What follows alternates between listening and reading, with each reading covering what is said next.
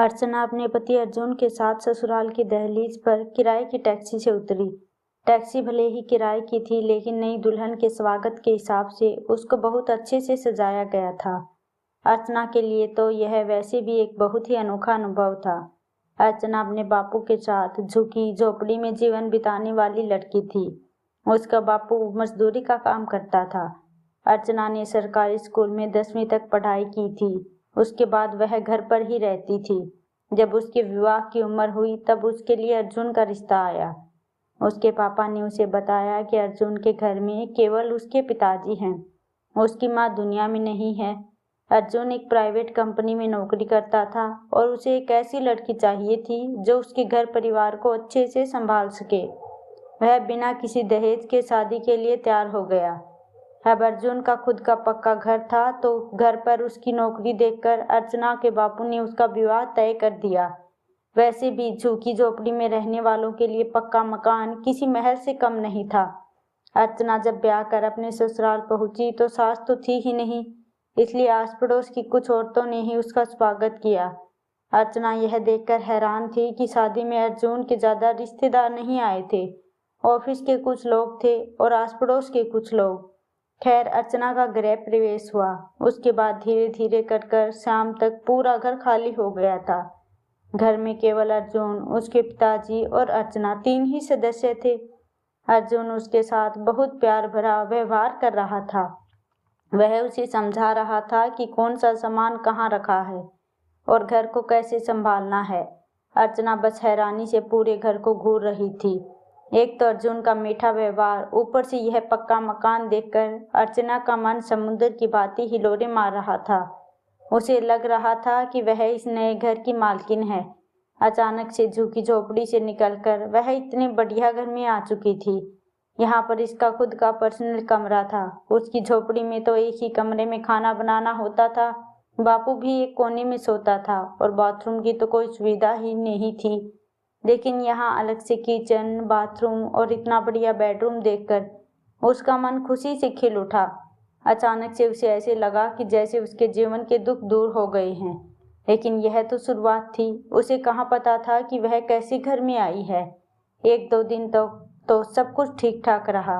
Arjun office भी जाने लगा। शाम को जब वह घर आता तो अर्चना को अपनी बाइक पर बिठाकर घुमाने के लिए ले जाता था। वे दोनों मूवी देखने भी चले जाते थे। धीरे धीरे अर्चना को उस घर में अच्छा लगने लगा था, लेकिन उसे एक बात बहुत ही बुरी लगती थी कि उसके ससुर जी शराब पीते थे। रात होते ही वह शराब की बोतल खोलकर बैठ जाते और देर रात तक शराब पीते रहते थे। अर्जुन ने अर्चना से कह दिया था कि वह बापूजी के कमरे में उसका खाना रखकर चली आए करे, लेकिन अर्चना को ससुर जी का यह रूप देखकर बहुत बड़ा बुरा लगता था। उसने सोचा था कि जैसे उसके बाबू सीधे साधे हैं, उसके ससुर भी अच्छे व्यक्ति होंगे, लेकिन यहाँ तो उसके रंग कुछ ठीक नहीं दिखाई दे रहे थे। शराब के नशे में वह अर्जुन से लड़ाई झगड़ा करते थे। अर्जुन भी अपने पिता का कुछ खास सम्मान नहीं करता था। अर्चना को समझ में नहीं आ रहा था कि शायद इसीलिए अर्जुन ने उस जैसी गरीब घर की बेटी से शादी की, क्योंकि ऐसे घर में कोई अपनी बेटी देना क्यों चाहेगा। एक दिन अर्जुन ने अर्चना को बताया कि कैसे उसके पिताजी उसकी माँ को शराब के नशे में मारते पीटते थे।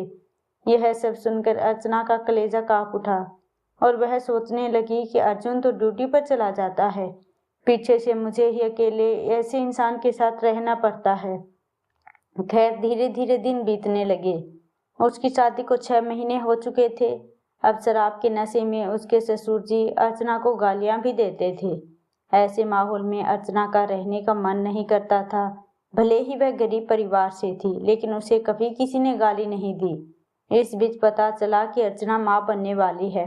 ऐसे समय में उसे और भी ज्यादा घबराहट होने लगी थी, क्योंकि घर में उसकी देखभाल करने के लिए एक तो कोई औरत नहीं थी, ऊपर से उसके ससुर जी दिन भर गाली गलौज करते रहते।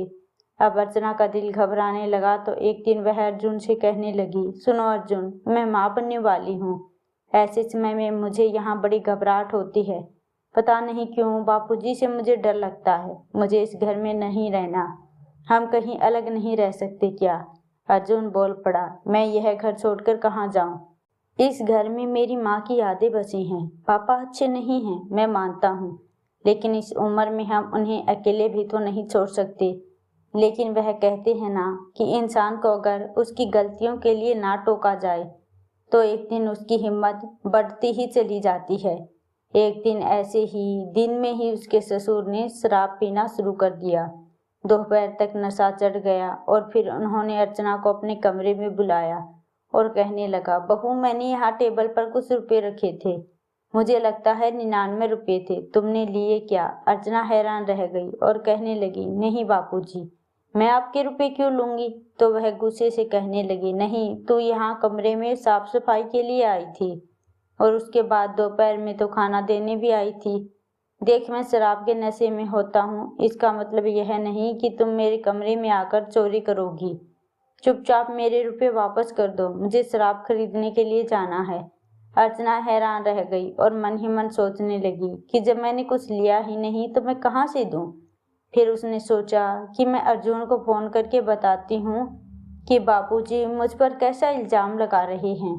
वह बिना कुछ बोले कमरे से बाहर जाने लगी तो पीछे से उसके ससुर उसके पीछे आए और हाल में पहुंचकर उसका रास्ता रोकते हुए बोले, बहू, मैं तुझे कुछ पूछ रहा हूं ना, तुम मेरी बात का जवाब क्यों नहीं देती? इतना कहकर उन्होंने धक्का दिया तो वह फर्श पर गिर पड़ी। वह गिड़गिड़ाई कि मुझे मत मारिए, मैं पेट से हूँ, देखिए मैं आपकी बहू हूँ। आप अपनी पत्नी पर हाथ उठाते थे, लेकिन आप मुझ पर हाथ नहीं उठा सकते।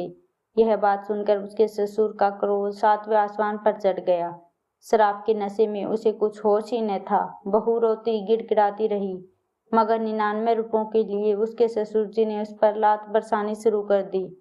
अर्चना का चेहरा मार से नीला पड़ चुका था। तभी उसके ससुर की नजर उसके गले में झूल रहे मंगलसूत्र पर पड़ी तो वह उसका मंगलसूत्र पकड़ते हुए बोले कि तूने मेरे रुपए चुराए हैं तो उसकी कीमत तुझे अपने मंगलसूत्र से चुकानी होगी। इतना कहकर जैसे ही उसके ससुर ने मंगलसूत्र को खींचना चाहा, वैसे ही पीछे से उसके बेटे ने खींचकर उन्हें धक्के मारते हुए कहा, दिमाग खराब हो गया है आपका?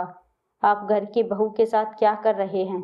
आपके कारण माँ भी इस दुनिया में नहीं रही और आप मेरी बीवी को मार रहे हैं। किसने अधिकार दिया आपको मेरी बीवी को मारने का? उसके बाप ने गुस्से में कहा कि तुम लोग मेरे घर में रह रहे हो और मुझे ही आंखें दिखा रहे हो। अर्जुन ने पत्नी को उठाया और चुपचाप वहां से उठाकर कमरे में चला आया। अर्चना हैरान थी कि आज भी अर्जुन ने अपने पिता को कुछ नहीं कहा। वह बोली, अर्जुन, अभी भी कुछ बाकी बचा है क्या देखने के लिए? तुम्हारे बाबूजी ने मुझे कितना मारा है।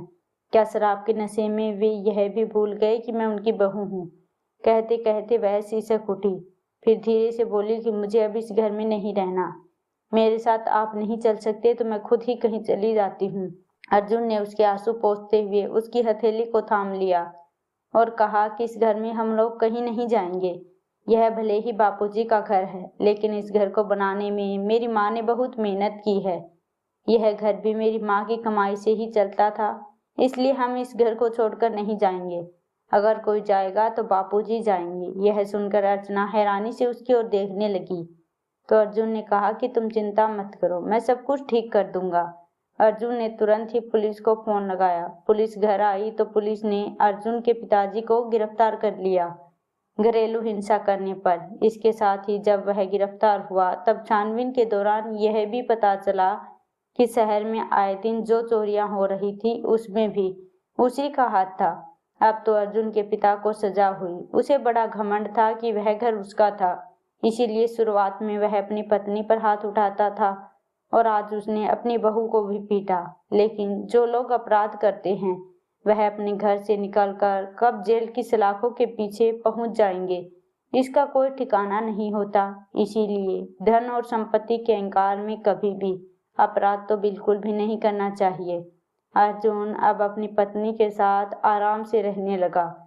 कभी कभी उसे अफसोस होता था कि काश समय रहते माँ ने भी अपने लिए आवाज उठाई होती तो शायद आज वह भी इस दुनिया में होती।